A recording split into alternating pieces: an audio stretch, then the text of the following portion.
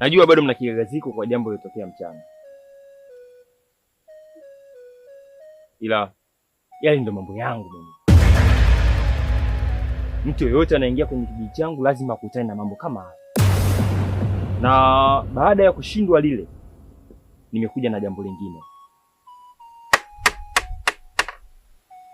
Yanatakiwa yaogwe na uogaji nyinyi. Jamani, hivi mnamuelewa jamaa? Mimi mbona simuelewi? Hebu nisikilize. Hivi una akili timamu? Mbona sikuelewi unachokiongea na unachokimaanisha?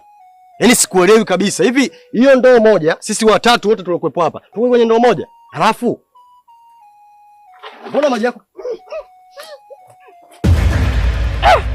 Usi uchafu.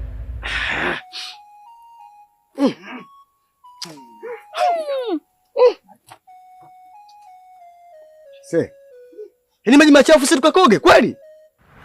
Kwa wageni wote unaingia hapa ndo unakaribisha hivyo? Kwa hiyo mnanipinga, si ndio? Mnanipinga? Sio tunakupinga. Binadamu yoyote hawezi kuoga hayo maji. Hayo maji si salama kwetu.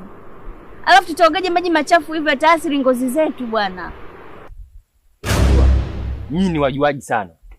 Nyinyi mnajua kuliko mimi. Lakini mnachoshindwa kutambua kila kijiji kina taratibu zake.